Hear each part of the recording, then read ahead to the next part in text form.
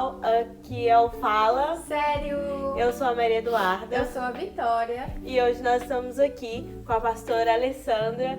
Hoje nós vamos estar recebendo ela aqui, escutando um pouco sobre a sua história e sobre a sua jornada com Deus. A nossa convidada de honra, pessoal. Sim. Boa tarde, meninas. Eu sou a pastora Alessandra, a pastora delas. Eu já convivo com elas há muitos anos. Eu as casei, quer dizer, eu e meu marido, né? As casamos no mesmo ano, então nós temos assim uma afinidade muito grande, né? Temos uma história juntas. E para mim é o meu primeiro podcast. Eu estou super emocionada, eu estava ansiosa por esse dia. Estava fora da ilha numa formatura e vim correndo para poder participar desse podcast, que eu achei assim, uma ideia muito criativa delas, muito legal e necessária, né? O tempo que a gente está vivendo é muito atual essa ideia, então eu gostei muito. E algo que eu e a Duda falou também, quando a gente teve essa ideia de começar o podcast, a primeira pessoa que a gente pensou em ter aqui foi a senhora. A primeira pessoa. Porque quando lá na igreja, né, a gente vê a senhora pregando, a gente fica assim, uau. A minha pregação favorita. É verdade, a gente fica ansiosa pra ver a pastora pregando. Dei desconto a idade delas, elas são novinhas. E a gente quer saber como foi o início da sua jornada com Deus. Bom, eu vou resumir do resumo, senão nós vamos ficar só na primeira pergunta, né? A minha mãe, ela se converteu, eu tinha 10 anos de idade. E quando minha mãe se converteu, os filhos mais novos, né, foram tudo igual patinho atrás dela. E ali com 10 anos, nós tínhamos passado por um problema muito sério na minha casa. Então eu fui para a igreja com os 10 anos, mas eu já sabia que existia uma necessidade que a gente precisava pedir. Estávamos tendo assim um problema muito sério familiar. E ali então eu já conseguia entender que eu podia clamar, que eu podia pedir. Então eu tenho essa lembrança que a minha jornada começou aos 10 anos, eu não conhecia nada de Jesus, né? Eu não conhecia nada do Evangelho, mas eu sabia que aquele lugar, que aquela presença ali, ela podia resolver o que a minha casa estava precisando. Então eu comecei assim, então eu me recordo, aos 10 anos de idade, quando o pastor pedia para ir lá na frente, eu ajoelhava, eu sabia o que eu estava fazendo. Eu estava orando ali, pedindo algo ao Senhor. Então começou assim, aos 10 anos de idade. E eu cresci boa parte a minha juventude toda na igreja. Mas não é uma juventude assim, eu não tive grandes experiências com Deus na minha juventude. Acho que Deus me guardou nesse período na igreja. Eu tive desafios como todos os jovens têm, né? Tive sonhos, tive alegria, tive arroubos de adolescência, como todo mundo tem. Mas acho que a jornada espiritual com o Senhor mesmo começou depois dos 22 anos. Ali com 22 anos eu sempre conheci, mas assim, eu gosto de dizer que nessa época eu tinha cara de crente. Tinha roupa de crente, jeito de crente, vocabulário de crente, mas não lia a Bíblia, não orava. Eu me lembro que a igreja a qual minha mãe se converteu, ela não dava muitos ensinamentos. Não tinha ensinamentos profundos de muitas coisas. Então, algumas questões, né, eu chegava a brincar, porque eu não tinha ensinamento, não tinha uma base bíblica para aquilo.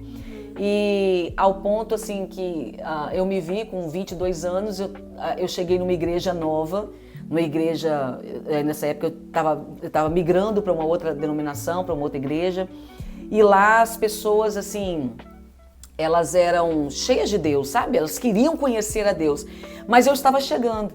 Então eu cheguei numa juventude com muitos novos na fé, que olhavam para mim e diziam, ela sabe tudo, e eu não sabia nada. Por quê? Eu tinha cara de crente, jeito de crente, vocabulário. Também, e o convívio, né? Então, assim, pergunta pra ela. Eles me chamavam de Sandrinha. Pergunta pra Sandrinha que ela sabe. Eu disse, Jesus, me acorde, me acorde. E ali eu comecei, assim, sentir a necessidade mesmo de conhecer Jesus, conhecer a Deus. E eu acho que assim, quando eu saio pra ministrar, Eu vejo algumas pastoras, amigas minhas, contemporâneas, da mesma idade que eu, dizendo dos encontros que elas tiveram com Deus com 14 anos, e que eu me lembro de uma, um testemunho muito bonito, que ela dizia assim que ela começou a falar em línguas e ela foi carregada para o quarto e ela ficou naquele momento com o Senhor muito gostoso. Eu ficava olhando para aquilo, eu ficava tentando lembrar o que eu estava fazendo com 14 anos. Com 14 anos eu estava fazendo qualquer coisa, menos falando em línguas. Então assim, eu tive uma juventude que a igreja me guardou. Sabe? O temor ao Senhor me guardou. Mas experiência mesmo, acho que a minha jornada na fé, de experiência com Deus, de experiência com a palavra, começou a partir dos 22 anos. E qual que foi o momento mais marcante na sua jornada? Eu acho que foi a primeira vez que Deus falou comigo.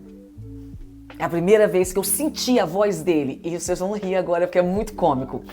Então, assim, quando eu fui para essa igreja, eu estava aprendendo tudo. E eu era assim, eu disfarçava, porque eu tinha vergonha, porque as pessoas achavam que eu era a crente. Que eu sabia tudo da palavra. A minha pastora, eu gostava muito. Os meus pastores pregavam muito bem. E ela era uma mestra, né? Ela ensina muito bem. Então, quando ela ia ministrar ou dar aula pra gente, eu chegava a fazer assim, ó. Eu inclinava, porque eu queria absorver o máximo que eu pudesse, porque eu estava conhecendo. Então, quando ela falou assim, eu me lembro numa reunião nossa, ela disse assim, o Espírito Santo não é uma purpurina, ele não é um sentimento, ele é uma pessoa. E ele fala com você. E eu falei, gente, ele fala com a gente. Eu sei que ele fala no nosso coração, eu já tinha sentido a presença do Espírito Santo. Mas esse relacionamento de eu perguntar e ele me responder, eu não tinha assim, no meu cotidiano, numa oração sim, mas no meu cotidiano não. Eu me lembro que eu trabalhava numa empresa e no meu horário de almoço foi a primeira experiência, assim, que não é a mais marcante, mas é uma muito simbólica, né? Tinha uma placa assim no restaurante. Se você acertar o peso, você ganha um refrigerante. E eu cheguei na fila e eu estava com um peso e eu nunca me esqueci do peso, porque foi muito marcante para mim. Eu disse, bom, ela disse que você fala, só eu conversar você fala. Ela disse que você é uma pessoa, que eu não preciso entrar num quarto para conversar, eu não preciso de um ritual para que você fale comigo. Então eu vou te perguntar, então se o senhor fala mesmo, qual o peso que tem aqui? Eu ouvi, audível, 375 gramas. Aí eu cheguei e disse 375 gramas. A moça, uau, ganhou um refrigerante. Aquilo me empolguei. E eu disse, uau, ele fala. E eu só tinha 22 anos, ele fala. Eu já tinha sentido ele nas minhas orações, nos momentos de orações que eu tinha, mas eu não tinha esse relacionamento tão profundo com o Espírito Santo. Aí no próximo dia eu falei, bom, aí eu veio aquela dúvida, né? Foi ele mesmo ou foi um acertismo? Eu acertei. Eu falei, então tá bom, eu vou colocar praticamente as mesmas coisas. E eu vou repetir, se foi o Senhor mesmo que falou comigo, vai dar 375 gramas. Então eu cheguei e falei 375 gramas. A moça falou assim, uau, de novo? E me deu refrigerante. Aí eu me empolguei. Agora ele fala. Aí agora no terceiro dia ele disse, não, você já está tomando refrigerante demais. Mas assim, foi nesse momento assim, foi algo muito pequeno. E assim, aí a partir desse dia, nós tínhamos um encontro com Deus, né? Que a igreja fazia, eram 3 dias. Você ia para esse encontro, lá você não conversava, você não podia conversar com ninguém. Você só eram as palestras e os seus momentos a sós era você e Deus. Então você ouvia louvores, você passeava pelo sítio. E eu me lembro que a experiência que me marcou mesmo, que eu vi que Deus estava querendo me levar para um lugar de confronto e de mudança, foi que eu sentei, eu me afastei de todo mundo e sentei num banco. Era um dia muito ensolarado, Vila Velha é muito quente, eu só não me recordo o mês. E eu sentei num banco, como era um sítio alugado, e eu vi uma vaca. Tinha 2 vacas, uma branca e uma preta. A branca estava na frente e a preta atrás. E a branca começou a olhar para mim.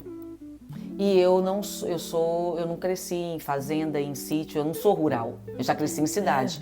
Então eu tenho pavor de taruíra, que é gerar uma vaca grande. Então, olhando pra mim. Então eu fazia assim, ó, ela mexia o pescoço. E aquilo começou a me intrigar, porque eu estava orando, eu estava sentada ali, falando com Deus, né? Falando assim, que eu estava naquele encontro e comecei a falar assim, o Senhor é lindo, o Senhor é maravilhoso, o Senhor é lindo. E essas coisas assim, pensando no Senhor, na proposta daquele encontro.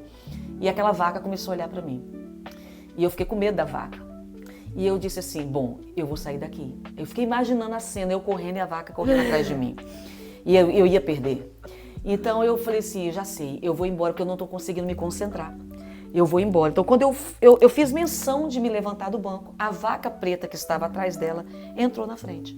E quando ela entrou na frente, eu vi que havia um arame muito novo, mas que pelo brilho do sol eu não conseguia enxergar. Então, havia uma cerca de proteção. É aquele arame liso, não é aquele de ponta. Então, quando a vaca preta entrou, a sombra dela fez com que eu enxergasse a proteção. E eu disse, bom, eu vou ficar assim. Aí, naquela hora, Deus falou comigo, assim, é por isso que eu te trouxe aqui. O meu espírito precisa passar por dentro de você para mostrar as áreas podres, ele disse isso para mim, as áreas podres e apodrecidas que eu quero te curar. Aí dali para ali, eu comecei a ter um encontro muito, muito profundo com Deus. Ele nunca deu folga para mim, acho que até por conta do meu temperamento.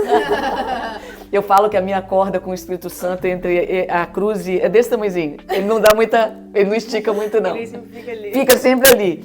Então é ali que começou. Então essa experiência de eu perceber que o Espírito Santo era uma pessoa e que eu podia conversar com ele. E essa de Deus me falar assim, eu não te trouxe aqui para você ficar, olha, Deus, eu sou lindo, o Senhor é lindo. Não, eu vim te trazer uma realidade, eu vim mostrar como você está por dentro e o que eu quero com você. Aí foi maravilhoso, foi a partir daí. Sim. E como que a sua fé te ajudou a lidar com dificuldades na sua vida? Olha, a fé é algo incrível, né? Ela não é palpável, né? Ela não tem um termômetro. O termômetro são as lutas. Essa é a verdade. Qual o termômetro da fé? As pelejas que você passa, são os desafios que você passa.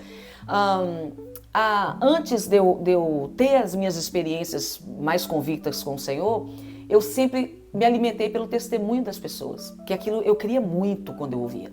Eu nunca questionei um milagre que alguém dissesse para mim, eu vi isso acontecer, ou Deus falou isso. Não, eu sempre fui muito creda naquilo que diz respeito ao Evangelho. Então, quando as minhas lutas começaram a aparecer, porque nós temos em todas as idades da vida, né? Nós temos. Antes de eu ter experiência com o Senhor, eu vivia assim meio que um dia após o outro. Fazia aquelas coisas, eu não vou pensar nisso, até por conta da idade. Quando a gente é muito nova, a gente não trata muita coisa com seriedade. Mas depois, a fé, ela para mim, ela não é uma ajuda, ela é a âncora. É ela que me segura firme quando a tempestade vem, porque a Bíblia fala que Deus não nos dá nada que a gente não consiga suportar. Mas Ele não diz que não vai bagunçar o nosso cabelo, que não diz que não vai nos chacoalhar. Porque olha só, uma tempestade, você se molha. O vento te joga para um lado. Não sei se vocês já pegaram uma tempestade de vento, eu já passei na Flórida. A areia machuca. Sim. Eu tomei uma surra de areia que me arranhou, me machucou. O vento me jogou muito forte. Então, quando Deus diz que vai te livrar, quando Ele diz que você vai suportar, então o que te faz suportar? Então, como o livro de Hebreus fala, a fé é essa âncora. Ela para mim, é ela que eu firmo uma estaca naquele lugar e diz, olha, ainda que eu não entenda, ainda que pareça que eu não vou aguentar, mas ela me mantém firme num propósito de que eu creio que nada que vier sobre mim é maior do que eu possa suportar. Eu queria que você falasse pra gente quais que são os maiores desafios de liderar uma comunidade. Vocês têm tempo? Olha, eu vim, a minha construção da igreja, eu sempre fui líder, né? Até pelo temperamento e pela chamada mesmo que Deus me deu, eu sempre fui líder. Então eu já vim do Brasil com eu não vim do Brasil consagrada, com nenhuma consagração, mas eu vim com um ótimo discipulado. Eu era líder de jovens, eu ministrava louvor, eu dava aula.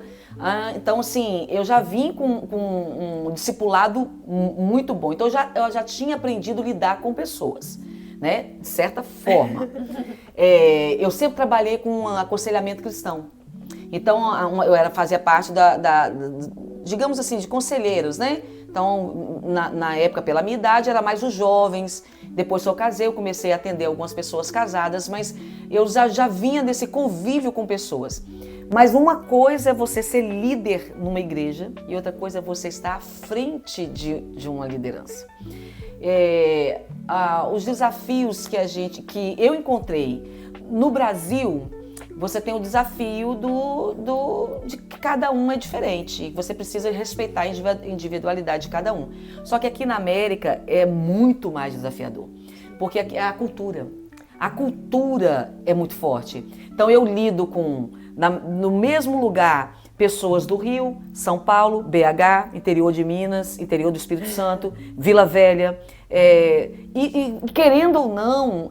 de igrejas diferentes isso, também. E essas pessoas, ressalva aquelas que nós ganhamos para Jesus, mas dentro na igreja, na América, costumam estar no mesmo ambiente, ex-Deus é Amor, ex-Assembleia de Deus, ex-Igreja do Véu, da Batista, Assembleia, Católica. Então, Maranata. Eu vim da Maranata, né? Os meus primeiros anos foi na Maranata. E aí você, dentro de um mesmo lugar. Então, o desafio é que você precisa estar... Aí, onde que eu me encontrei? Falei, bom, eu estou num lugar que eu não posso aplicar os meus dogmas.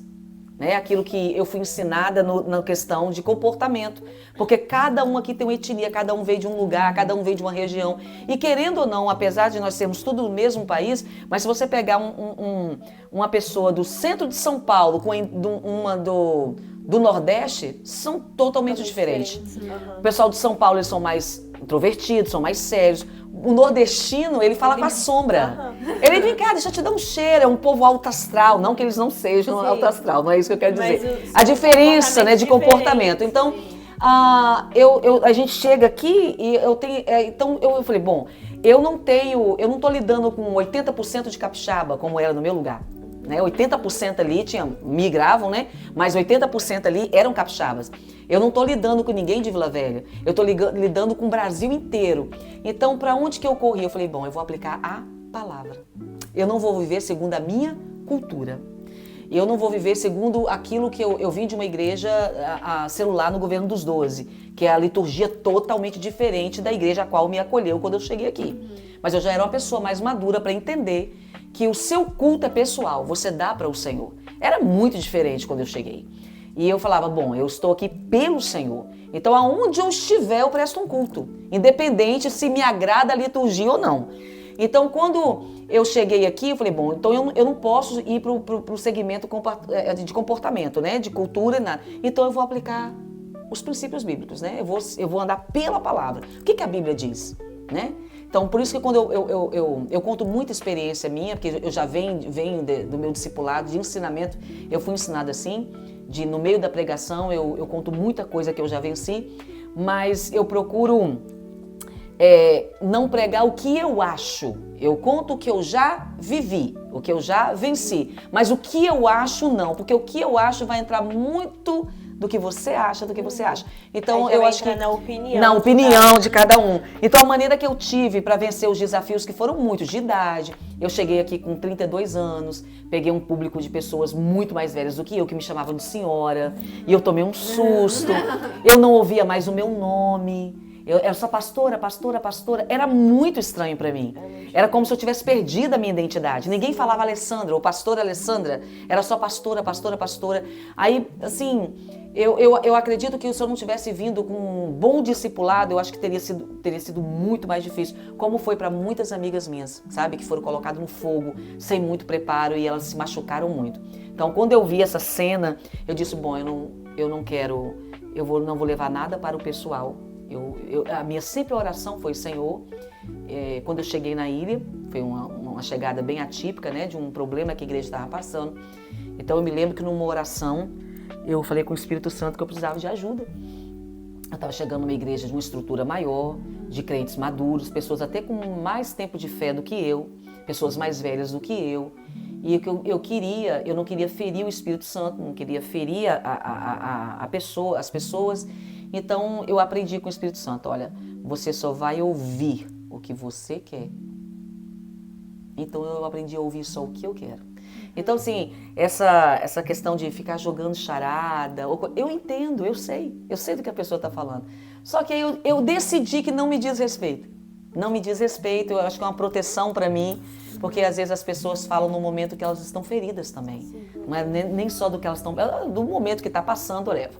Não sou essa perfeição de líder, que é muito mais fácil falar do que agir, mas o meu segredo foi, eu vou trazer para a palavra. Então, por isso que toda vez que eu estou dizendo, o que a Bíblia diz? A Bíblia diz. Porque quando você diz a Bíblia diz, não tem contra fato, não tem argumento. Contra a verdade absoluta, não tem argumento. E querendo ou não, a Bíblia ali mostra da forma que você deve viver, assim, completamente. Isso, o Paulo fala, ela precisa ser o seu manual de regra, fé e prática. Aí depois que eu descobri que se eu quiser fazer um bolo, eu posso ir lá em Levíticos, que tem a receita, eu falei, pronto, eu achei resposta para tudo.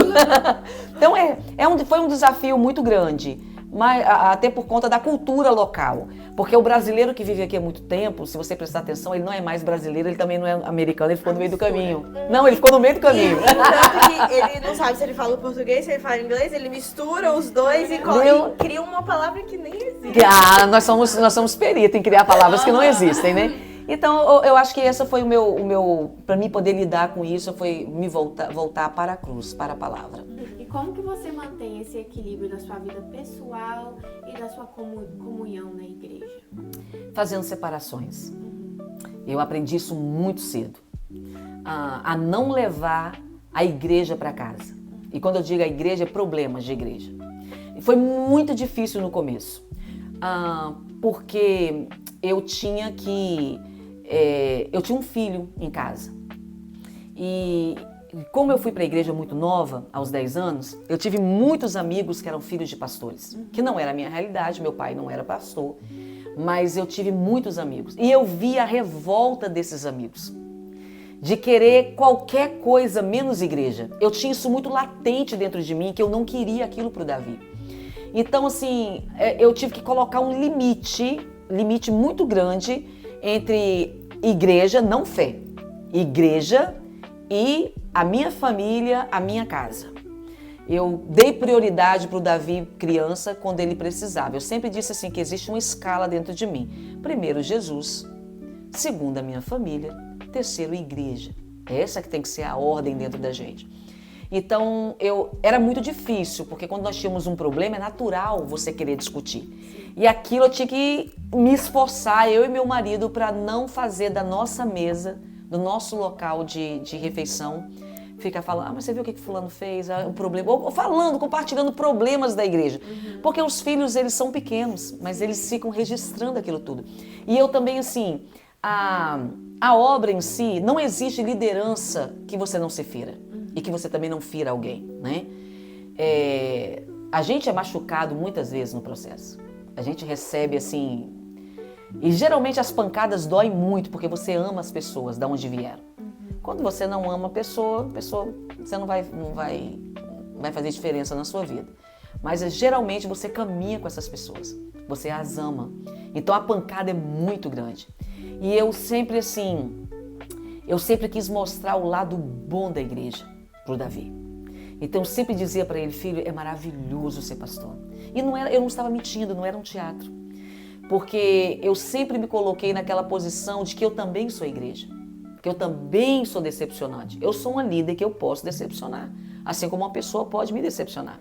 Então a gente sempre fala, olha, vale a pena ser de Jesus. Eu sempre quis colocar como é bom pertencer a uma comunidade, como é bom pertencer à igreja, como Jesus ama a igreja. No entanto, que ele é apaixonado com a igreja, com o reino. Porque a gente teve esse cuidado. Eu e meu marido conversávamos a sós sobre problemas, né? E também não ficávamos conversando sempre, porque eu ouvi uma frase de um amigo meu há muito tempo, dizendo assim, olha, quando você leva um problema de alguém para casa, ele rouba seu casamento. Ele rouba sua comunhão com os filhos, ele rouba seu momento de lazer. Porque em todo tempo você está falando daquilo, E também uma coisa que eu gosto muito de frisar, eu acho que toda pessoa precisa ter um lazer. Sim. Ela precisa ter uma coisa que a mente dela é esvaziada. E que ela tenha prazer naquilo. Não é? Porque eu me lembro que eu fui ministrar numa igreja uma vez, uma moça chegou para mim e disse assim, pastor, me mostrando a casa, me mostrou o meu quarto e disse, bom, agora no Eric tem uma sala de oração. Se a senhora quiser ir na madrugada orar, eu disse, querida, de madrugada eu durmo. Eu fiz uma brincadeira com ela, claro, né? Com Deus no chão a gente ora, mas de associar que você tem que ter essa vida sem prazer e sem lazer. Né? A fé, Jesus vem em primeiro lugar.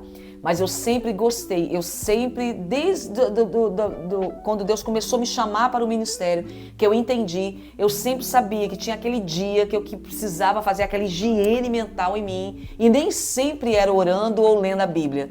Por mais que eu ame esses momentos, às vezes era fazendo algo como ver uma série policial. Aleatório, que eu tenho que tentar descobrir quem é o assassino. Aquilo faz uma limpeza na minha mente, então eu acho que você tem que se preocupar com o lazer, com o descanso, com o espiritual em primeiro lugar.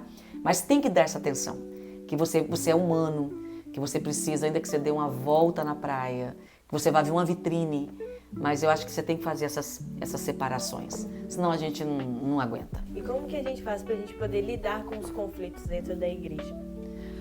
Olha, você só lida com conflito se você for uma boa leitura da palavra.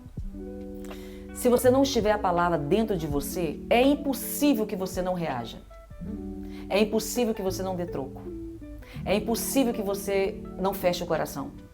Porque aí você pode dizer para mim, pastora, mas então se eu ler a palavra, isso não vai acontecer? Vai, mas ela arrebenta com todos os argumentos. Ela entra de mansinho e te faz liberar perdão onde humanamente você acha que não teria capacidade de perdoar. Ela te faz não revidar. Ela te faz andar a segunda milha. Então eu acho que o segredo para você lidar com conflito na igreja, na vida, no casamento, nos relacionamentos, é tendo a palavra dentro de você. Eu acho que eu falo muito sobre a leitura da Bíblia porque eu fiquei muitos anos sem ter essa prática, né?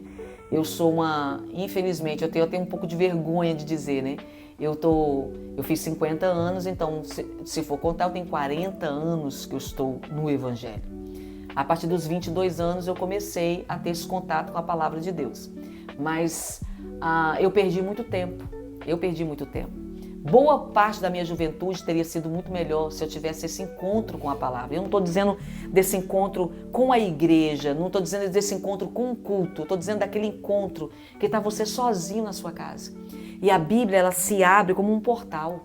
E ela te transporta para aquele lugar e você se vê chorando, mas você está lendo e ela começa a ler você. Ela te lê e ela te tira de abismos, ela te esclarece. Então eu acho que eu comecei a dar tanto valor à Bíblia por causa de uma oração muito sincera que eu fiz a Deus. Eu tinha por volta de 21 para 22 anos, estava indo para essa igreja onde todo mundo achava que eu era crente, uau! E eu dizia para Deus, eu falei, não, eu preciso ler a Bíblia, né? Eu me lembro que eu passei um aperto uma vez, o nosso pastor fez assim, de supetão, vocês estão lendo a Bíblia? Aí todo mundo, me fala um versículo. E não vale o Senhor é meu pastor e nada me faltará. Salmo 23, nem Salmo 91. Eu acho que toda pessoa que ela não lê a Bíblia, quando fala assim, vamos fazer ainda mais entre os jovens, o culto, assim, vamos fazer uma dinâmica aí de ler a Bíblia. Ixi, todo mundo passa até mal. Passa. A minha sorte, porque o único versículo, tirando o nervosismo e a vergonha de falhar, a minha sorte foi que aos 10 anos, numa salinha de criança, eu aprendi o Salmo 119, versículo 105. Lâmpada para os meus pés e a tua palavra e luz para os meus caminhos. Então foi a minha salvação. Aí naquele dia, tá vendo como é que ela é? Ela sabe, não, era o único. Porque ele tirou o 23 e o 91, não me sobrou muita coisa, né? Mas assim, foi por causa de uma oração bem sincera que eu fiz a Deus. Eu sempre gostei de filme de época. Filme de época que conta história, eu amo, fatos reais, eu gosto muito. E eu me lembro que a Globo tinha lançado uma novela, eu não me lembro mais o nome, mas era uma novela das 6 e era de época. E com Malu Mader, uma atriz que eu achava uma baita atriz. E eu tentando ler a Bíblia, sabe? Mas 6 horas ninguém me segurava. Novelinha ali, ó, sabia até a respiração da atriz. Aí um dia eu comecei a me incomodar com aquilo, porque eu tinha muito mais prazer e muito mais entendimento, e eu fiz uma oração a Deus. Eu falei, Senhor, eu vou ser muito sincera contigo. Eu prefiro, sem pestanejar, assistir a novela do que ler a sua palavra. Porque como é que eu posso amar uma coisa que eu não entendo? Eu não entendo a tua palavra. Então, explica para mim. Seja o meu professor, se revela para mim. E naquele dia eu entendi que para que isso acontecesse, teria que ser igual à academia. Você não vê o resultado no primeiro dia que lê, mas é a repetição que faz com que o seu corpo seja trabalhado. E eu falei, bom, mas naquele dia eu entendi. Eu falei, eu vou começar a ler mesmo sem entender. Mesmo sem, porque naquela época não tinha a facilidade das Bíblias em outras versões, não tinha o Google, né? Então era a Bíblia, a King James, que às vezes um texto você não conseguia entender, então era muito complicado. Tinha as Bíblias de estudo, aí eu comecei a ler e eu comecei a me apaixonar, porque Deus começou a conversar comigo através da Bíblia. Aquilo começou a entrar dentro de mim de uma maneira, e as perguntas que o Espírito Santo me fazia com que eu entrasse num nível de pesquisa, para me poder descobrir. Então, quanto mais eu descobria sobre aquilo ali, mais eu me apaixonava pela Bíblia. Então, eu acho que a melhor maneira de você vencer conflitos, né, é você ter essa palavra dentro, porque ela te guarda. Ela te guarda. Parece que o apóstolo Paulo está falando aqui no seu ouvido. Parece que Salomão está dizendo que você está querendo, falar qualquer coisa, ler uma coisa na internet, aí você escuta ele dizendo assim, ó, a palavra dita em seu tempo são como maçãs de ouro em salvas de prata. Aí você vai lá e apaga o seu comentário e fala, Jesus, 1, 2, 3. Então eu acho que os bons, não é quando você lê, é quando você permite que a palavra entre dentro de você. Não, até se um homem quiser conquistar uma mulher, é só ele ir lá na Bíblia. Cantares de Salomão. Porque quando eu comecei a namorar o Lucas, aí ele tava ali começando ali na igreja e eu falei com ele, né? Eu fui bem clara com ele. Falei assim, olha, antes de eu sair do Brasil, já tinha uma promessa sobre a minha vida que Deus estava preparando uma pessoa pra mim. Então eu não quero entrar num relacionamento que daqui vai passar 3 meses e vai falar que não quer nada comigo. Aí ele começou a ler a Bíblia e começava a me mandar os versículos que tinha em Cantares de Salomão. É lindo Cantares de Salomão. Se a pessoa quer ver algum romance de verdade, vai para Cantares. E a gente quer saber sobre algumas mensagens bíblicas que você gosta. Tem algum personagem que é o seu favorito na Bíblia? Tem. Eu amo toda a Bíblia, né? Mas assim, eu gosto de, tirando Jesus, que é a nossa estrela, né? Aquele que brilha mais, porque não tem como você não se converter lendo os evangelhos. Jesus ele é maravilhoso. Mas eu gosto muito de Davi, né? À toa que é o nome do meu filho. Dá pra entender. Mas tem um porquê, né? Davi, ele viveu a graça antes da graça ser inaugurada. Ele teve essa percepção em Deus. Quando você lê os salmos de Davi, quando você lê a vida de Davi, você encontra postura como se Jesus já tivesse morrido, ele já tivesse entendido a graça. Eu gosto de Davi por isso. Amo o apóstolo Paulo, que é o que representa a graça, assim. Porque o apóstolo Paulo, eu acredito que ele fosse colérico. Então, assim, eu gosto da exatidão dele, eu gosto da precisão dele. Ele não tem meio termo, querida. Então, é ou não é. Eu amo o seu livro, né? A sua carta aos Romanos, eu gosto demais, porque, assim, ele explica a graça de uma maneira e traz uma saúde para a sua conversão, para a sua caminhada cristã. Mas de mulher da Bíblia, eu amo todas, que eu já preguei muito sobre mulheres, mas tem uma mulher que me desafia muito, é a Abigail. Sério? Ela me desafia demais, porque a Abigail tinha um péssimo casamento, diferente de mim. Sim. Entendeu? Ela era uma mulher que quando Nabal, ele era um homem muito rude. A Bíblia diz que o nome dele fazia jus à sua personalidade. Ele era um homem extremamente rude. Aquela mulher casada com ele, vocês se recordam da história, quando Davi pede que ele mande uma oferta para ele, e ele diz que não, e ele desdenha de Davi, Davi faz uma promessa naquele dia. Ele diz, olha, mais ou menos Davi está querendo dizer isso aqui, ó, eu mudo meu nome se tiver alguém vivo amanhã naquela fazenda, né, naquela terra. E quando Abigail fica sabendo disso, a Bíblia diz que ela pega 200 pastas de figo, não sei quantos pães, não sei quantos cabritos. Então ela me desafia porque era uma mulher que já tinha algo pronto. Já estava pronta, era uma mulher que sabia, sabe? Já estava pronto o que ela precisava. E ali era, humanamente falando, para um marido ruim, gente, calhou. Amanhã eu tô viúva, eu me livro desse traste. Ela tinha, né, todo... Não, ela sai e intercede pelo marido dela, pela casa dela. Então é uma mulher que, mesmo que ela não está vivendo os melhores do seu dia, ela tem o melhor para dar. É uma mulher equilibrada, uma mulher que, ao invés de levar ao conflito ou ceder ao conflito, ela é agente de paz. E numa época que a gente reage muito rápido às coisas, já parou? A gente reage. A pessoa nem falou, você já tá o reflexo, você já tá armada. Tem gente que já. Você fica. Ei, não. Tem pessoas que ela não consegue ler, ela faz uma interpretação errada por causa de uma falta de pontuação, ela já vem. Ei, não, calma, não foi isso que eu quis dizer. Acho que faltou uma vírgula aqui, no ó. Áudio, então, pula lá o áudio lá no 2, se tiver no 5, vai até no 5. Isso! Então, assim, eu vejo essa mulher equilibrada, que ela já tem pronto o que oferecer, a casa dela é abastecida, e independente do que ela vive, do que ela tem dentro de casa, é uma mulher que tem muita coisa para oferecer. Então, assim, ela me desafia a esse nível de equilíbrio, essa apaziguadora, essa mulher equilibrada, essa mulher sensata, ela me desafia. Eu amo a Abigail. Se eu tivesse uma filha, teria sido esse nome. É o nome da minha irmã. É a alegria do pai, significado do nome de Abigail. Muito bonito, né? E tem alguma passagem na Bíblia que você mais aplica para sua vida? Querida, eu acho que eu me relaciono com a Bíblia muito do que eu estou vivendo, né? Do momento que eu estou vivendo ali, eu sempre tenho textos bases, né? Eu sempre tenho textos que me movem de acordo com o que eu estou vivendo. Mas tem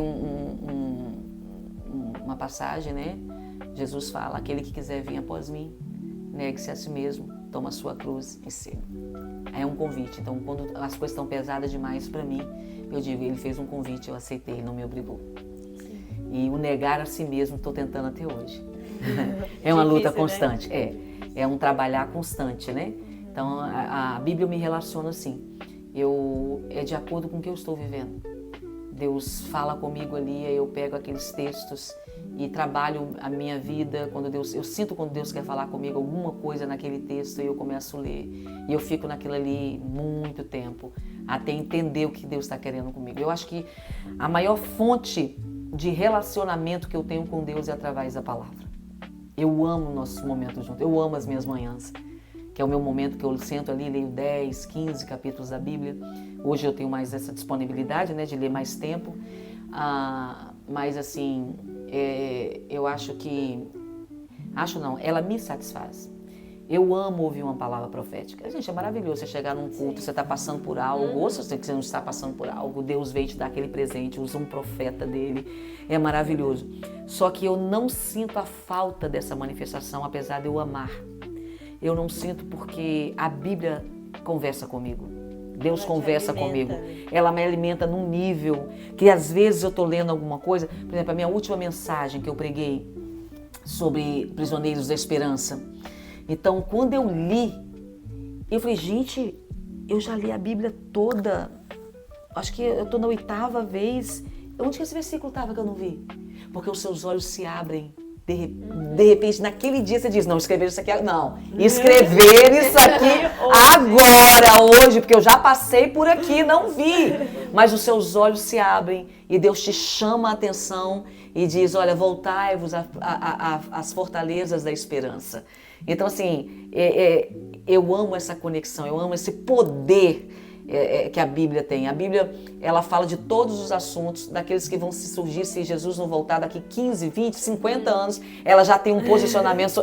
É algo surreal, mas é algo maravilhoso. Como que a Bíblia pode ser uma fonte de esperança e transformação na nossa vida? Primeiro é crendo no que está escrito ali. Sim. Né? A primeira coisa é crendo. Porque eu cresci numa casa de uma Bíblia no estante, aberta no Salmo 23. E que ninguém passava por ela, ninguém a lia, ninguém vivia por ela. Nenhuma das nossas atitudes eram baseadas naquele livro que estava exposto na estante da minha casa. Então, eu acho que a primeira coisa é você ler. Eu já falei, parece que está sendo maçante, né? A mesma resposta, mas é porque eu não consigo entender. Aí também eu vejo a misericórdia de Deus. Porque durante 10, 12 anos da minha vida, eu me relacionei com a Bíblia, agora uma vez crente, mas a Bíblia também, ela saiu da minha estante e ela vinha para minhas mãos e eu caminhava para a igreja com ela, abria na hora que o pastor dizia que era para abrir e fechava. E então, assim, quando eu digo assim, eu não consigo entender como tem um crente nesse século que consegue dizer que serve a Deus e não lê a Bíblia, mas aí eu lembro de mim, que eu fiquei muito tempo assim também. Aí eu vejo onde que a misericórdia de Deus nos alcança. Eu vejo como o amor de Deus, ele é tão grande, e que ele nos alcança de uma maneira que ele nos espera até que alcancemos a maturidade, ou até que o Espírito Santo encontre um lugar em nós e que desperte em nós a necessidade de um relacionamento com Deus. Cada década, cada época é diferente. A minha juventude foi muito diferente de vocês, né? Hoje nós lutamos contra outras guerras, mas sem um devocional hoje, sem uma vida cristã, porque antes você lutava só contra o mundo em si, que nós que somos de uma outra geração, a gente fala o mundo em si. Hoje você luta até com ensinamentos errados dentro de igreja. Sim. É ou não é?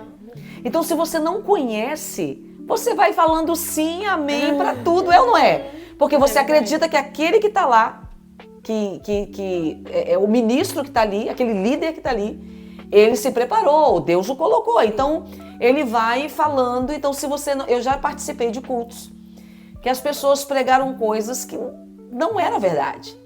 E eu via pessoas que andavam muito tempo com Deus e aleluia, glória a Deus. Eu disse, Jesus, será só eu que estou louca?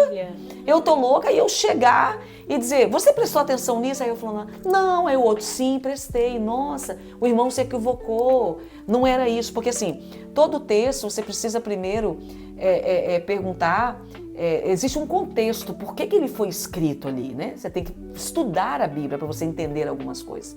Então eu acho que a gente precisa desse relacionamento com Deus, dessa vida devocional.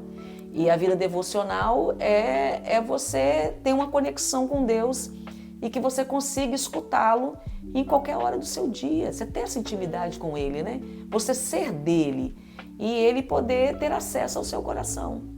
Então eu acredito que a vida devocional hoje, ela é o alimento do crente, ainda mais nessa vida, essa roda viva que vivemos. Vivemos num país atípico, porque no Brasil parece que as horas do Brasil são diferentes daqui.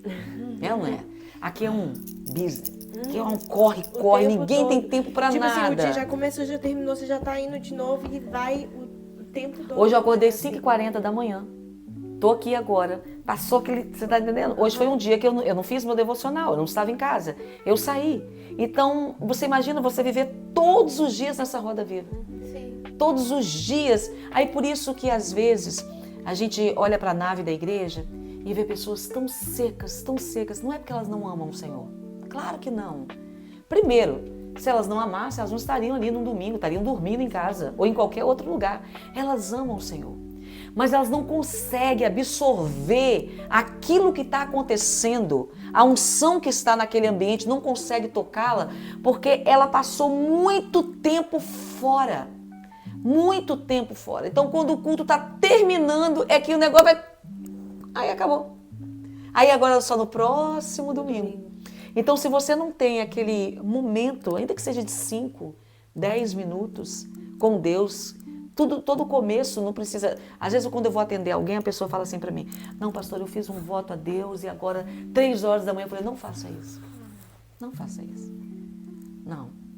Comece dando 5 minutos no seu dia. Dê 5 minutos no segundo dia. Dê 5 minutos no terceiro dia. Na segunda semana, dê 10. Até que aquilo vire um hábito. Depois do hábito... Já começa assim de uma vez... Você vai se frustrar porque você vai falhar. Quando eu comecei, ali na minha adolescência, eu comecei a frequentar a igreja e aí eu queria uma resposta de Deus. E aí eu não tinha esse alimento todos os dias. Eu falei assim, não, vou fazer um voto com Deus. Todos os dias, 3 horas da manhã, eu vou levantar. E eu colocava o despertador. E aí tinha dia que eu acordava assim... E eu abaixava. Aí você falava, Deus, eu te abençoo, Deus. Eu pensava que não, eu tava dormindo. Aí eu acordava de manhã, eu falei assim, ai, Senhor, por que eu fiz isso? Porque eu não tinha o hábito de estar ali todos os dias. Eu passava dias sem orar.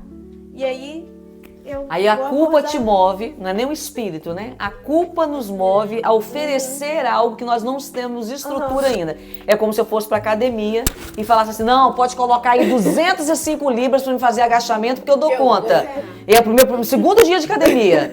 Não vou dar conta. É impossível alguém dar conta, né? Então não tem como. E então, assim, você acaba se frustrando porque a culpa te leva a fazer um voto que você não tem estrutura. Sim. Aí depois Você você quer se fazer um frustra. sacrifício maior do que você sabe que você não vai dar conta. Aí isso é muito perigoso, porque a gente acaba criando um vício de que você se convence de que você não precisa porque você não consegue. E Deus já sabe. Deus já sabe. Deus já sabe. Deus já o que vai sabe. acontecer. Gente, eu não preciso expor, Deus já sabe. Desse jeito. Então agora a gente vai fazer algumas perguntas para a pastora que vocês fizeram. Mas antes de começar as perguntas, eu quero que vocês curtem aí, comentem, deixem feedback de vocês, o que vocês acharam. Segue também a nossa pastora lá nas redes sociais dela, que ela sempre está compartilhando alguns versículos ali, que eu sempre vejo também. Então, agora a gente vai fazer as perguntinhas aí que vocês mandaram. E na próxima semana também a gente vai postar a pergunta que eu quero que vocês mandem pra gente. Então a primeira pergunta é: que conselhos a senhora daria a alguém que sente que Deus está em silêncio durante um momento difícil? Pergunta boa. Nós temos uma necessidade de sermos respondidos. Já pensou? Eu estou aqui com você e eu começo, Vitória, Vitória, Vitória, e você não me dá atenção. Nós temos a nossa humanidade, a gente precisa dessa resposta. Quando a gente vai até um lugar, a gente quer ser respondido. Só que Deus, Ele está numa esfera de que Ele é um ser incriado. Ele nos formou, né? E Jeremias, ele diz assim que o vaso não pode chegar para o seu oleiro e dizer, por que você me fez assim? Né? Então, o que Jeremias está querendo dizer ali? Olha, ainda que você tenha, né, o Espírito de Deus em você, você seja uma obra dele, não esqueça que ele é o seu Criador, é ele ele que faz tudo, né, na sua vida. Eu acredito que quando Deus está em silêncio, é hora de você também parar. Eu já experimentei vários silêncios do céu. Vários. E quando a gente é muito novo na fé, a gente precisa de... Deus também, Ele é muito, muito misericordioso. Quando a pessoa é muito nova na fé, ou ela começou um relacionamento, não estou falando de relacionamento de caminhada cristã, de tempo, não. Estou dizendo assim, ela começou aquela caminhada de devocional dela. Deus sempre sinaliza igual o novo convertido que Ele está te ouvindo. Porque Ele sabe que você precisa disso. Você está no seu comecinho. Então você ora de manhã e é respondido de tarde. É incrível. Deus sempre... Pra te motivar. Isso, para você poder também ver que Ele é real, que Ele existe e que Ele te ama e Ele está presente na sua vida. Então, eu acredito que quando os céus estão em silêncio, é hora de você parar. Parar. Está à disposição de Deus. Porque quando Jesus disse assim que a gente precisa bater, Ele não diz assim, bata 2 vezes. Se eu não responder, cesse de bater. Ele diz, batei, batei, batei. Enquanto Ele não abrir, eu estou batendo. Mas eu também entendo que existe um momento que eu preciso parar para ouvir a Deus. Porque Deus, Ele pode falar de diversas formas. Então, quando Ele está em silêncio comigo, eu sempre gosto de fazer uma oração. Senhor, porventura, o Senhor falou e eu não discerni a tua voz. Porque nós não podemos moldar Deus em uma semântica só. Não, Ele só fala assim. Não. Deus, Ele tem multiforma e graças de agir. Então a primeira coisa que eu faço é, Senhor, me ensina a discernir a tua voz. E isso é muito perigoso, porque essa necessidade de querer ser respondido, e queridos, a alma, ela fala muito parecido com o Espírito. É muito parecido. Então, em momentos de crise, eu estou em crise, não é hora de decidir nada, de ouvir a Deus. Porque geralmente 90% de chance de você ouvir a alma achando que é Deus. Vamos para Elias. Elias está num conflito. Elias está fugindo de Jezabel. E ele quer morrer. Elias está em depressão, eu quero morrer. E ele vai e se esconde numa caverna. Ele começa a procurar sinais de Deus. Aí vem o vento forte, ele não estava lá. Você está entendendo? Você fica tentando procurar Deus em respostas que ele não está lá pela necessidade. Então, eu, Alessandra, o que eu faço? Quando eu entendo que os céus estão cerrados, a primeira coisa que eu olho, eu peço, por isso, eu estou sendo muito, voltando sempre à mesma coisa. Por isso a importância da Bíblia. Eu me lembro de Jó, eu me lembro de Davi, que Davi dizia assim, sonda-me e vê se há em mim algum caminho mau. Ele está dizendo, ei, me esquadrinha, será que eu fiz algo que eu não percebi que eu te feri? Então a primeira coisa que eu entro é, Senhor, em que área eu preciso me arrepender? Aonde eu pisei na bola? O que eu fiz, Jesus, que não te agradou? Que teu Espírito Santo feriu ao ponto, se esse silêncio é por alguma defraudação da minha parte ao teu Espírito. E depois eu vou fazer aquela vistoria mesmo, é olhar para dentro de você, com o Espírito Santo de mão dada, e ele olhando para dentro de você. E depois, aí eu fiz aquilo que eu entendo, e ele ainda não quer falar nada. Gente, eu preciso entender que eu sou a criatura, e ele é o Criador. Então eu sento na presença dele e espero. E eu digo, quando o Senhor quiser falar, eu estou aqui. Mas seja claro que eu não sou tão inteligente como o Senhor pensa que eu sou. Isso é verdade. Tem uma outra pergunta aqui. Qual foi o maior desafio espiritual que a senhora enfrentou no ministério e como isso fortaleceu a sua fé? Eu acho que é o que eu estou enfrentando, acho que é no presente, né? Eu acho que eu já enfrentei muitas guerras, né? Eu estou no ministério há muito tempo. E como eu disse, antes de vir para cá e assumir a igreja com o meu marido, eu já era líder no Brasil. E quando você começa a cuidar de vidas e de almas, o diabo, ele se levanta com força. Então eu sempre tive, mas já tive tempos muito difíceis no Brasil. E eu julgava, né, que eu tinha passado uma época, no início do meu casamento, Davi já era nascido. Eu tinha enfrentado uma guerra muito grande naquela época. Então eu julgava todo esse tempo que aquela época lá era a minha pior guerra que eu já tinha passado. Mas assim, o ano passado, veio esse desafio de enfrentar o câncer e de ter o diagnóstico. Eu acho que Deus já estava falando alguma coisa dentro de mim, porque eu não fui pega de surpresa, né? Desde outubro de 2023, alguma coisa começou a acontecer dentro de mim. E você sempre, no começo você falou, né, que você sabe quando Deus quer falar alguma coisa com você. E aí Deus começou a me chamar para muitas coisas e eu comecei a ver que tinha algo de errado e eu tentava usar a fé. Não, isso é loucura da minha cabeça, não tem nada de errado comigo. Não, isso é loucura, mas ao ponto de começar a prejudicar o meu sono. Aí eu vi, tem algo de errado comigo. Aí naquela coisa toda. Então, quando eu descobri, eu acho que o meu desafio na minha vida espiritual foi porque hoje a gente adquire muitas coisas. Hoje eu tenho uma família, eu tenho um filho.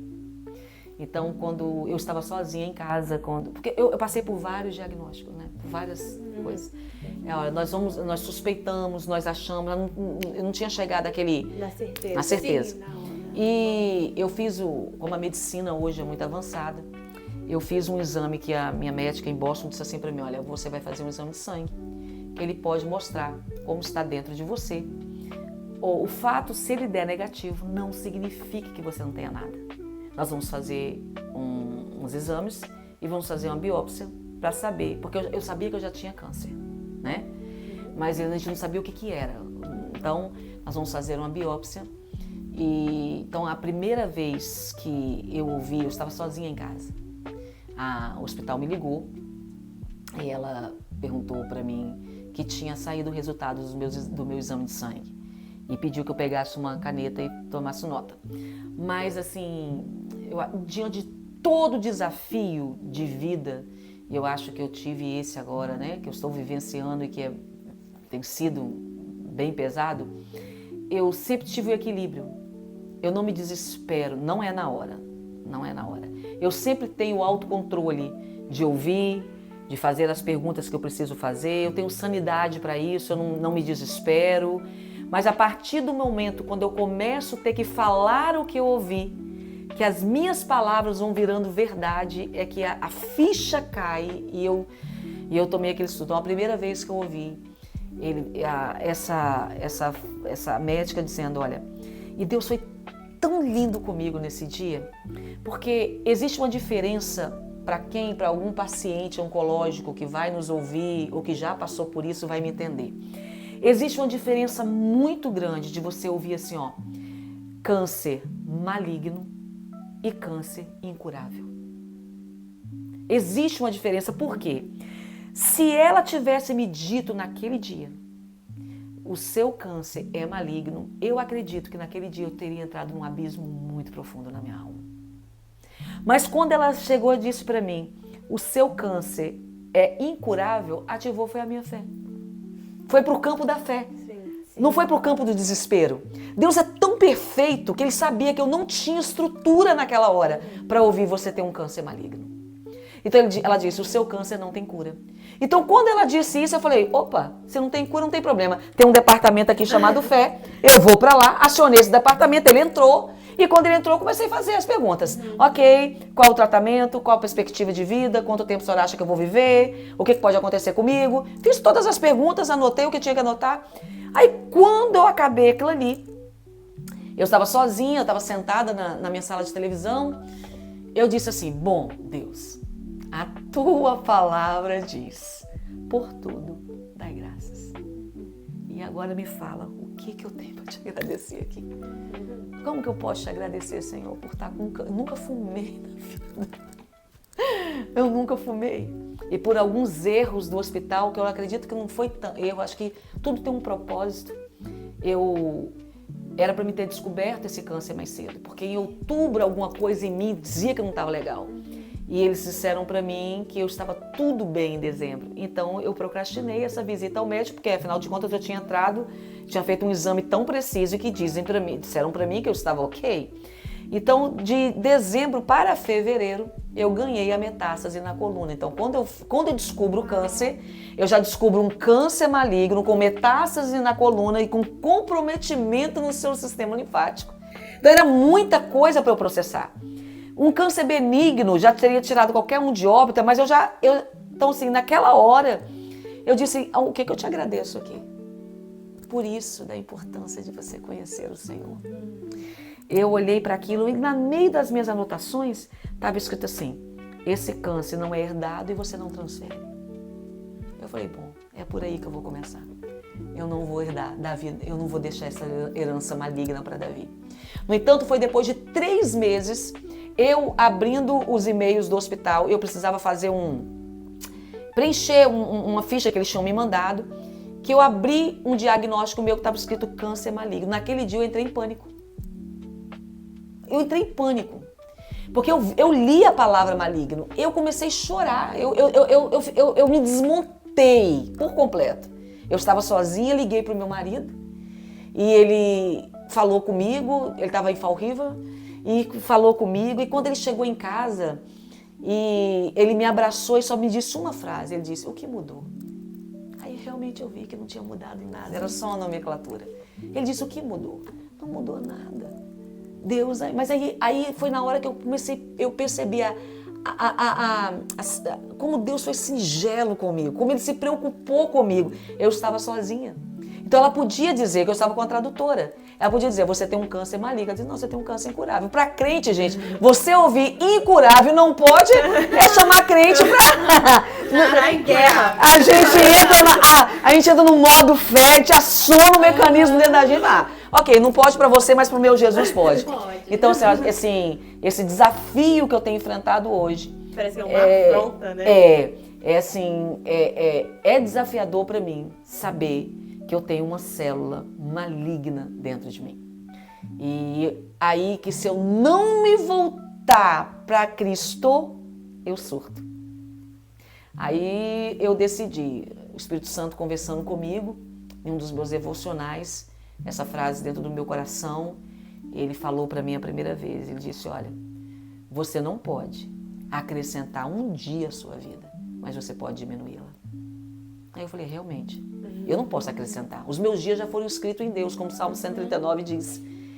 Todos os meus dias estão escritos lá, mas eu posso diminuí-lo, dependendo de como eu vou agir agora. Então, eu acho que a maior guerra que eu já enfrentei, que eu estou enfrentando é essa na minha saúde.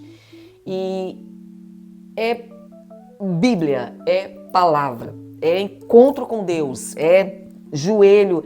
Tem dia que eu leio a Bíblia e eu confesso ela. Tem dia que eu não consigo, tem dia que eu ajoelho, tem dia que eu oro, tem dia que eu escuto canções, tem dia que eu medito.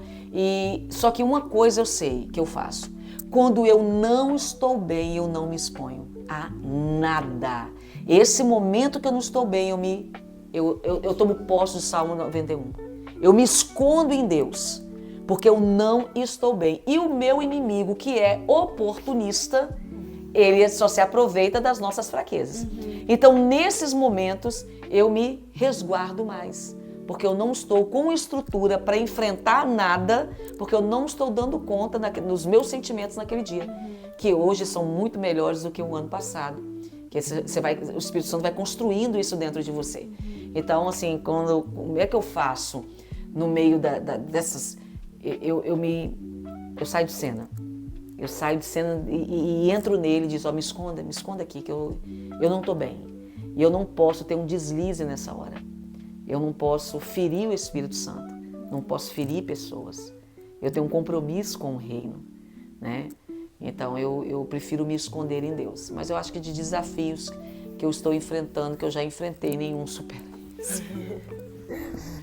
Próximo. A gente quer ver se você tem algumas dicas para o crescimento espiritual. O crescimento espiritual, a gente precisa primeiro fazer uma faxina na nossa vida. Ninguém cresce trazendo os mesmos amigos, as mesmas pessoas, as mesmas conversas, os mesmos gostos. Não. Primeira coisa, a gente tem que fazer uma limpeza. E às vezes o politicamente correto dessa época vai dizer, mas você tem que tirar pessoas da sua vida, mas você não precisa amar. Não estou pedindo para ninguém odiar. Só que até que eu tenha uma estrutura para que eu convença a pessoa que o que está em mim possa impregnar ou despertar no outro o desejo de conhecer o Senhor.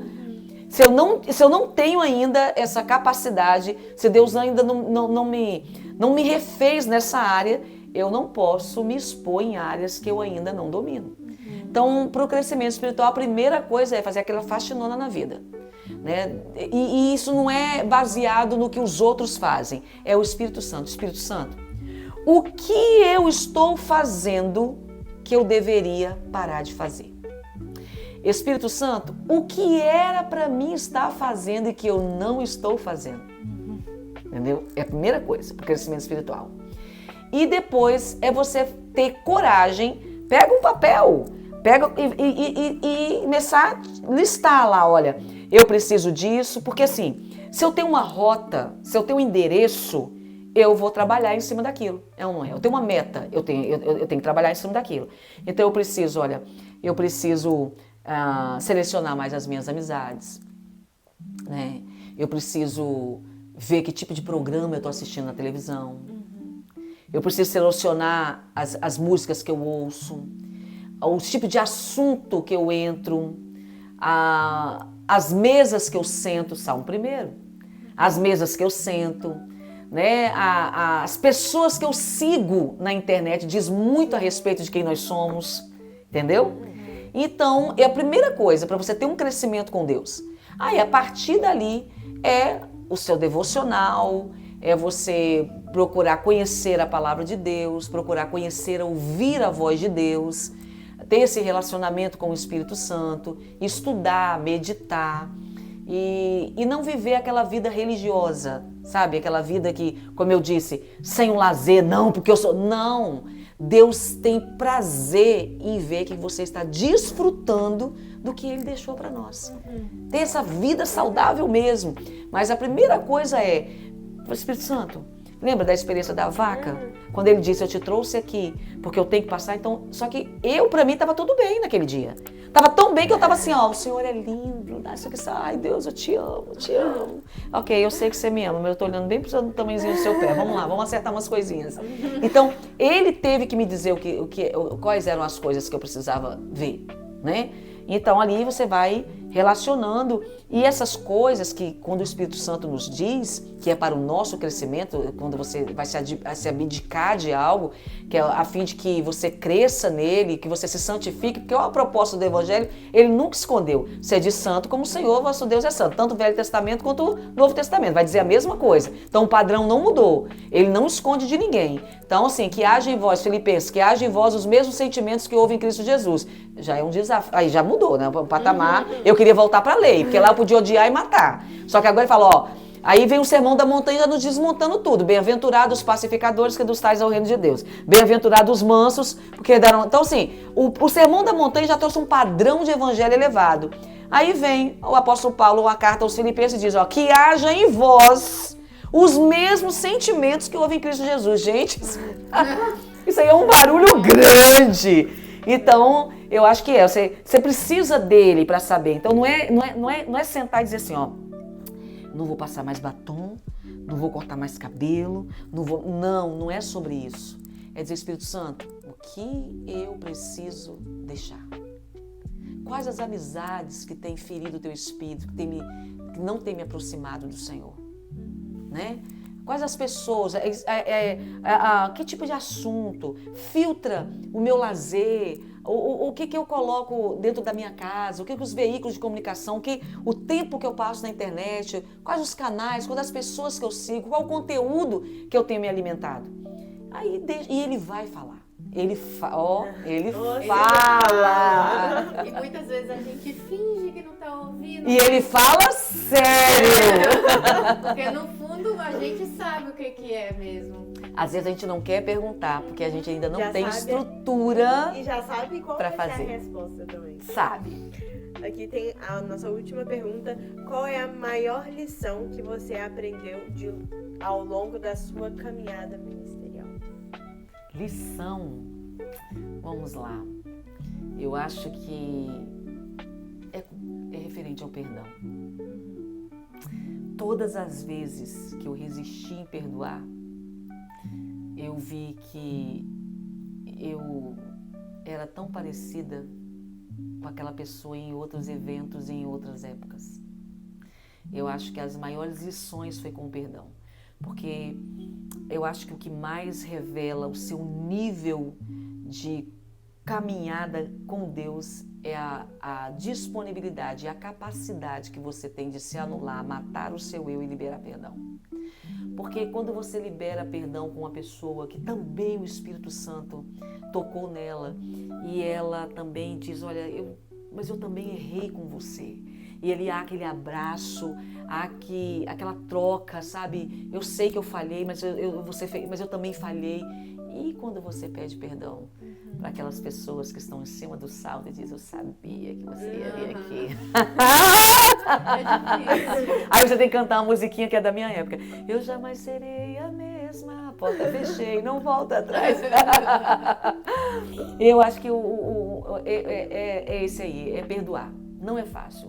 Porque quando você ama demais, você faz uma projeção da pessoa que ela não é capaz de sustentar.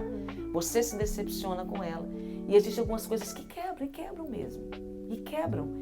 E Jesus te ensina a perdoar, porque Ele me perdoou primeiro. Então eu fico trabalhando, não que é fácil. Eu quero dizer bem olhando para você, não que seja fácil para mim perdoar. Não é. Eu preciso fazer um exercício. Eu espero que daqui a alguns anos essa área da minha vida esteja muito mais maleável. Mas aí eu fico, Ele me perdoou primeiro. Ele me perdoou primeiro. Então, à medida que eu faço igual Abacuque, que eu subo para a torre de vigia e começo a pregar para mim mesma. Eu começo a lembrar que eu não sou esse patamar todo, que eu também sou falível, que eu também sou decepcionante, que eu também, ainda que eu não erre, que eu não tenha aquela falha de caráter, mas posso ter outros desníveis. Então, aí eu fico, Ele me amou primeiro. Ele me amou primeiro. E eu acho que, para mim hoje, assim, o perdão, eu acho que na minha concepção, é o maior desafio. E é o perdão genuíno, não é o da boca para fora, que lembra a todo custo, não. Por exemplo, eu tive uma indisposição com a Duda, aí 5 anos depois a Vitória chega, e eu faço questão de contar para tudo o que aconteceu. Não é sobre isso, é perdão, é perdoar o seu irmão e dizer para ele, ó, conta comigo. Existem pessoas que elas nunca mais vão voltar para sua mesa. Elas não vão voltar. Eu acho que a maior, tirando, né, a oração do Pai Nosso, que o próprio Jesus fala, mas uma das histórias, os embates de perdão que mais mexe comigo está no Velho Testamento. Na época que a graça ainda não tinha sido inaugurada, né?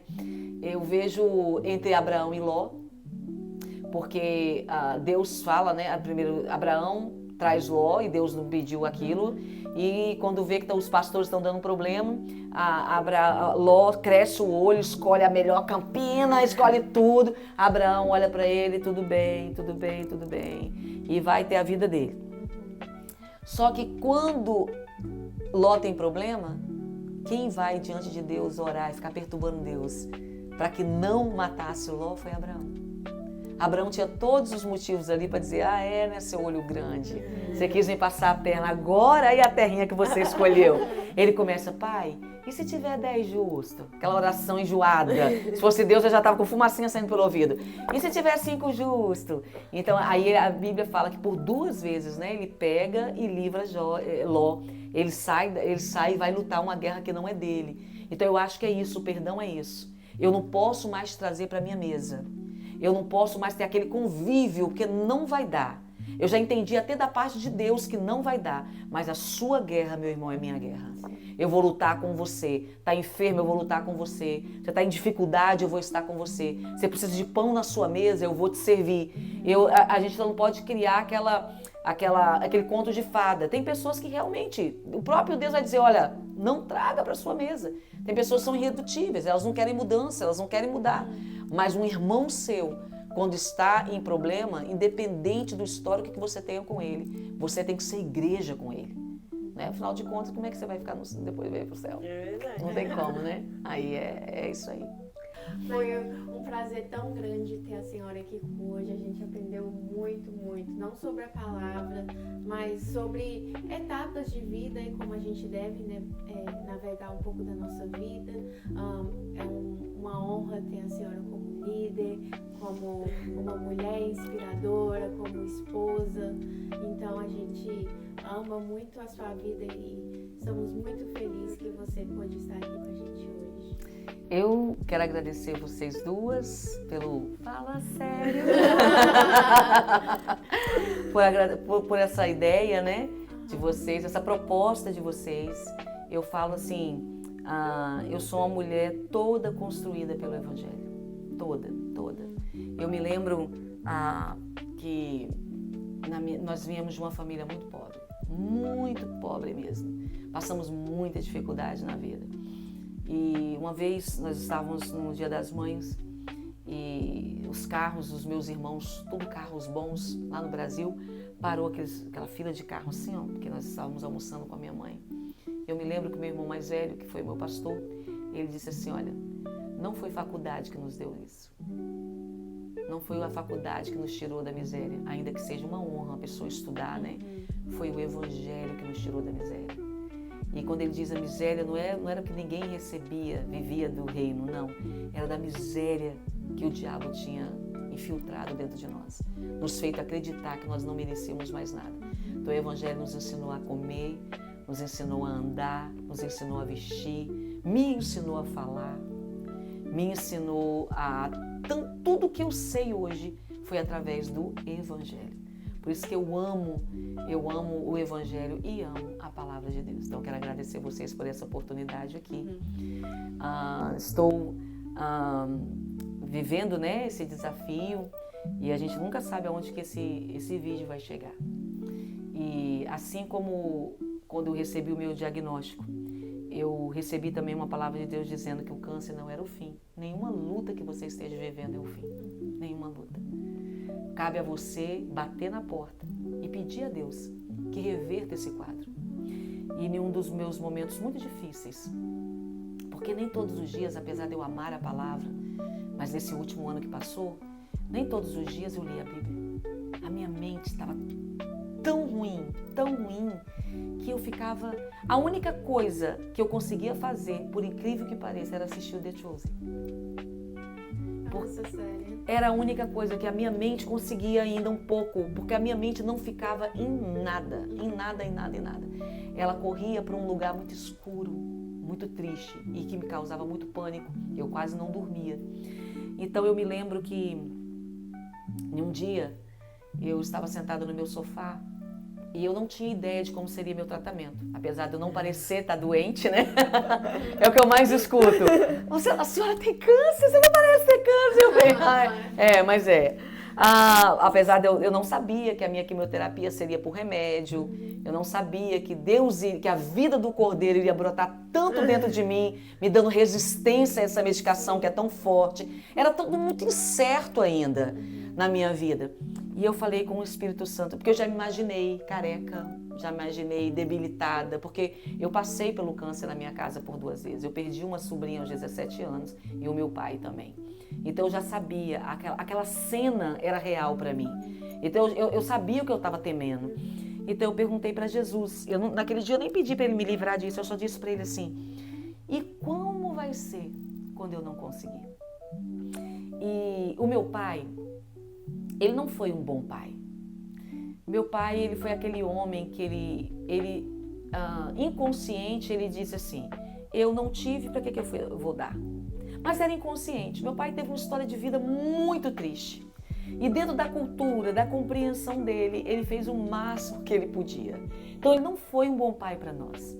Mas eu me recordo as poucas coisas de carinho do meu pai. Eu me recordo que quando eu era muito pequena, meu irmão deveria ter uns 3 anos, então eu deveria ter uns 5. Nós íamos para a casa da mãe dele, a minha avó, e nós passávamos por um campo muito grande. E era comum, o Ibama hoje, é o Ibama? Não, florestal é o quê? Acho que é Ibama. Iria prender meu pai. Porque a gente gostava ele fumava, de acender o fósforo e queimar o mato e você vê o fogo correr. Porque o capim era muito seco, porque Vila Velha é muito quente. Então o capim ele era dourado, era seco pelo sol. Então quando a gente via aquele fogo lastrando assim, fazendo aquele caminho e o vento jogava longe, a gente amava aquilo. Então nós passávamos por ali. E eu me lembro, e essa memória estava perdida dentro de mim. Eu tinha uns 5 anos de idade, mas o Espírito Santo trouxe para mim naquela manhã com tanta precisão que parecia que tinha acontecido alguns anos atrás. Ele disse assim: você lembra quando você entrava com o seu pai e o seu irmão para atravessar aquele campo, que vocês colocavam fogo no mato? Meu pai dividia o caminho. Ele pegava meu irmão no colo, mas depois colocava o meu irmão no chão e me pegava no colo. Eu era mais pesada do que meu irmão. Meu irmão, ele já tinha 5 anos e ele era muito magrinho, ele tinha 3. Então, e a outra metade do caminho era meu pai que me levava. E o Espírito Santo disse para mim assim: quando você não der conta da sua metade, eu te carrego. Então isso, a partir daquele dia, entrou uma paz tão grande dentro de mim, porque eu disse assim: eu não preciso levar esse fardo sozinha.